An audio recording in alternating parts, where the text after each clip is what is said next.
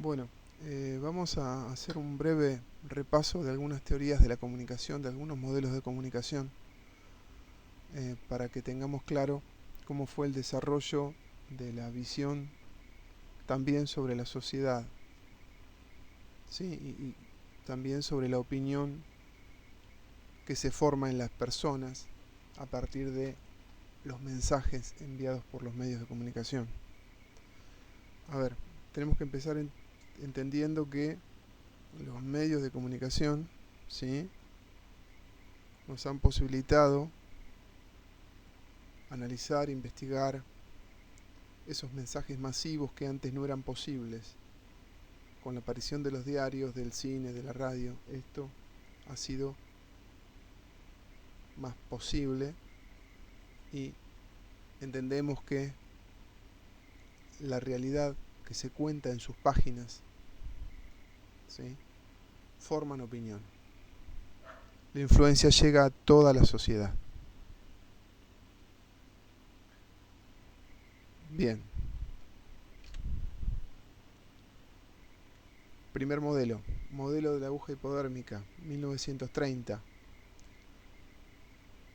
Los investigadores, con la aparición del cine y la radio, aprovechan para estudiar los efectos que el cine y la radio promueven en los receptores. La primer corriente de investigación, ¿sí?, en general está entusiasmada y ve como con buenos ojos la influencia de los medios sobre los usuarios de esos medios, sobre los receptores de esos medios, pues en realidad lo que hace es posibilitar que mucha gente desde un mismo lugar haga lo que ese receptor activo pide que haga. El emisor simplemente va a acatar desde esta corriente lo que el receptor le envía como mensaje. Bien. Es conocido el caso de Orson Welles con un programa radial, La Guerra de los Mundos, donde se describía la invasión de seres de otro planeta al planeta Tierra, con un montón de efectos y un montón de estímulos a través de la radio que hacían que la gente en ese momento se asustara, ¿sí?, que los receptores se asustaran, y que fuera un escándalo a partir del cual se empieza a analizar, a estudiar, a interpretar, a reflexionar sobre este tipo de mensajes. Entonces van a encontrar mensajes que son mensajes positivos y para los cuales hay que buscar mayor eficiencia y eficacia, y también mensajes que son, digamos, negativos para la sociedad, ¿no? Pero también se estudia en ese momento su potencial de cambio de conducta. Bien. Nos vamos a Europa, nos vamos a Alemania, a Frankfurt. En 1923 se está fundando al mismo tiempo la llamada Escuela de Frankfurt, ¿sí? Desde otro punto de vista, desde un punto de vista opuesto al anterior, los medios masivos de comunicación no son bienvenidos. En realidad, dicen, desde esta teoría crítica, son una herramienta del capitalismo para adormecer las conciencias, a la vez que son herramientas cohesionadoras e integradoras de la sociedad capitalista. Entonces, al investigar las condiciones sociales y culturales de las condiciones de opresión, ponen a los medios de comunicación como una herramienta muy eficaz muy eficiente para lograr ese objetivo, ¿sí? Aquí el emisor ejerce una manipulación sobre el receptor, que es un receptor alienado, ¿sí? Un receptor que en realidad no piensa por sí mismo. La industria cultural genera consumidores alienados. Bien.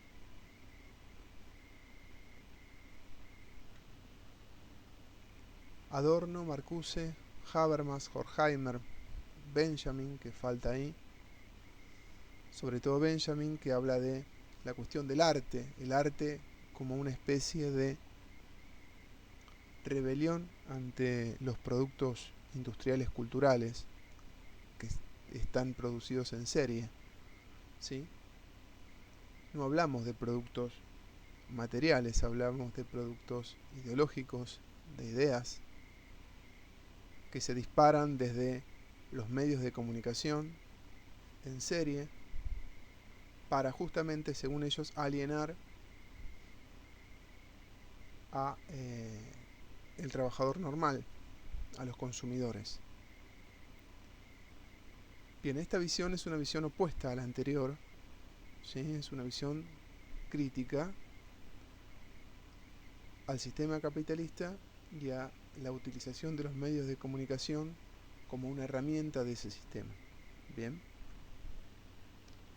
Volvemos a América, en realidad a Norteamérica, y allí comenzamos también a ver al funcionalismo,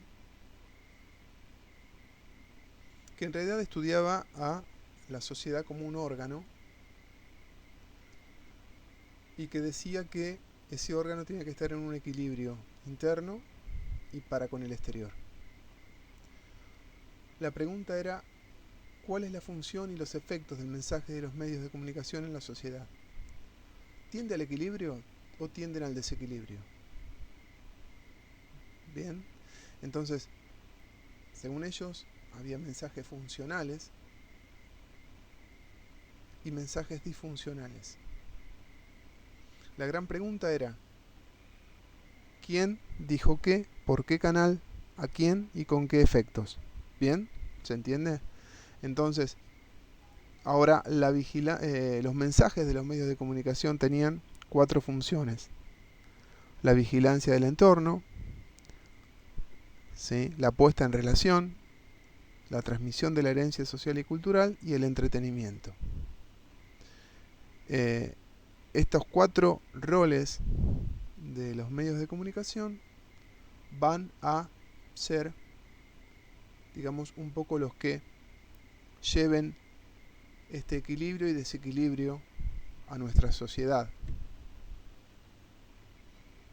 Luego aparece Lasarfeld, quien en realidad perfecciona este modelo y habla de un doble flujo de la comunicación. Dice, si bien los medios envían sus mensajes, en realidad hay líderes de opinión que influyen sobre el convencimiento de las personas. ¿Sí? Se comienza a pensar ya en un doble juego, los efectos limitados de los medios de comunicación y las redes de relaciones sociales que influyen en su mensaje. ¿Sí? Lo que se dice es, no de una manera unilateral y total los medios influyen. En realidad influyen sobre ciertas personas que tienen la capacidad de influir sobre otras tantas o más para convencer y para formar opinión. Ellos, los líderes de opinión, son los que verdaderamente forman opinión. Bien. Seguimos en Estados Unidos con la recepción selectiva, ¿sí? Y empieza a verse que en realidad un mismo mensaje produce efectos distintos. Y se empieza a preguntar, ¿todos percibimos de la misma manera? Entonces, en realidad, a un mismo mensaje hay 4 factores en realidad que intervienen en la recepción, que es el interés, la exposición selectiva, la percepción selectiva y la memoria selectiva. En resumen, atendemos a los que nuestras ideas, preconceptos, ¿sí? Juicios previos, intereses y motivación atienden. Por eso percibimos selectivamente y también nos exponemos selectivamente a los mensajes. Bien, Hovland fue quien desarrolló esta teoría.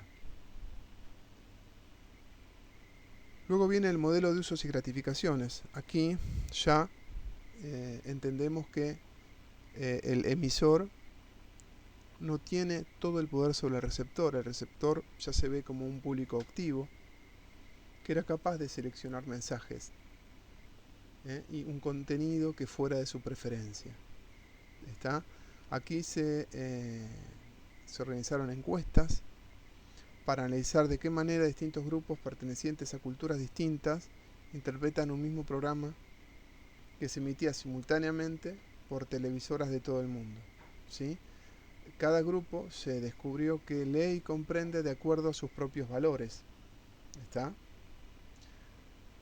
Katz y Lasserfeld son los autores que han desarrollado esta teoría, ¿sí? Y han analizado la influencia, y más que la influencia, han analizado cómo los distintos consumidores, en una serie como Dallas, interpretan, analizan, comprenden, ¿sí? Sienten según sus propias intereses, motivaciones, juicios previos, etc. Ese es el modelo de usos y gratificaciones. Avanzamos en el tiempo, nos vamos a Italia. Ahí nos encontramos con Umberto Eco y con la semiología o la semiótica, que en realidad acá Eco hace como un gran resumen de todas las corrientes que hasta ahora se venían dando y habla de apocalípticos e integrados. ¿Sí? Apocalípticos serían quienes ven la llegada de la cultura de masas como una degeneración de la cultura de élite, por ejemplo la escuela de Frankfurt o teoría crítica que vimos antes, y los integrados, por ejemplo los funcionalistas, que también vimos antes, que aplaudían la llegada de la cultura de masas y para quienes estamos viviendo una época de ampliación del campo cultural, lo que se denomina cultura popular. En realidad lo que dice Eco es que ambas adjetivaciones complementan una visión global de los medios de comunicación, no tienen por qué ser opositoras. Bien, nos vamos a Argentina. Nos encontramos con Eliseo Verón y la circulación y el sentido social. Eliseo Verón, formado en la UBA, se fue a Europa, estudió la corriente de Levi Strauss, vuelve a Argentina, ¿sí? Allí investiga los signos y las distintas voces en un contexto y las reconoce como parte de retazos o pedazos de un discurso mayor. Lo que hace es una lectura de los signos o distintas voces que hay en los medios masivos de comunicación y también en la sociedad circulando, que dice que en realidad son parte de un discurso más amplio, ¿sí?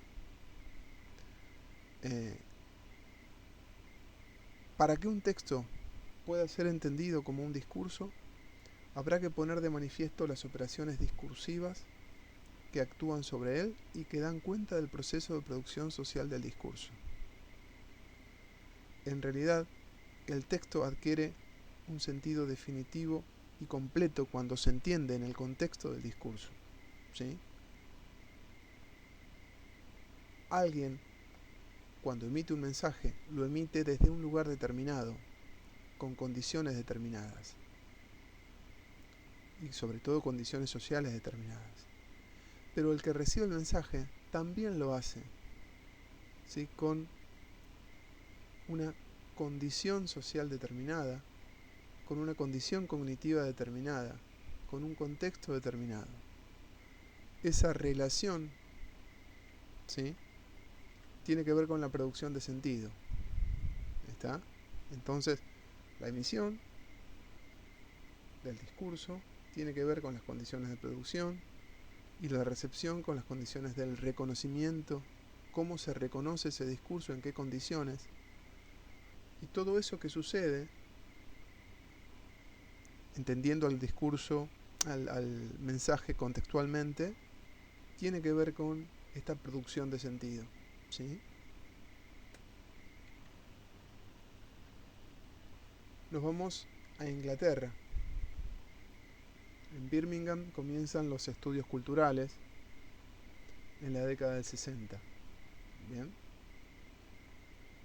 En realidad tiene que ver con el estudio de la cultura, que atraviesa todas las prácticas sociales y es la suma de todas las interacciones. Se estudia la cultura de la sociedad contemporánea como un terreno conceptualmente importante, pertinente y teóricamente fundado. Se entiende que lo cultural es pasible de estudio, ¿sí? Lo cultural desde la denominada cultura popular, ¿sí? Por ejemplo, y la relación entre la ideología y los medios masivos de comunicación, y los significados que estos textos van creando en los distintos usuarios.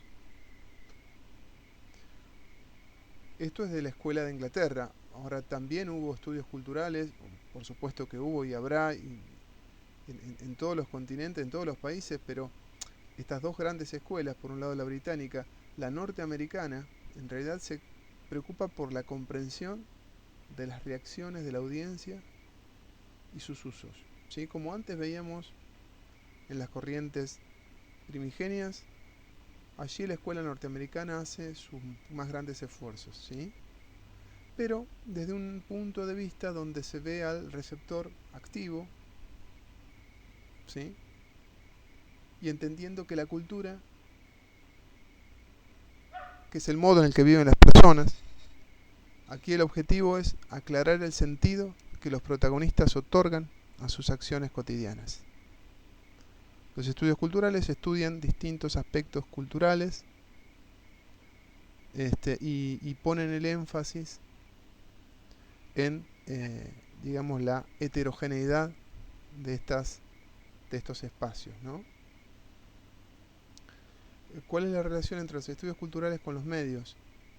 Bien, analizan el discurso de los medios y la producción del significado a través del lenguaje, analizan la representación de género, raza, identidad y clase en los medios, investigan el proceso de recepción de las audiencias y su construcción de identidad. Bien, tres cuestiones centrales para entender la relación medios y estudios culturales. Por último, una reflexión. La construcción de la identidad es fundamental en la construcción de lo social y es en este proceso que la dimensión comunicacional cumple un rol esencial. Los modelos o teorías de la comunicación nos ayudan a comprender el desarrollo de dicha construcción identitaria, ¿sí?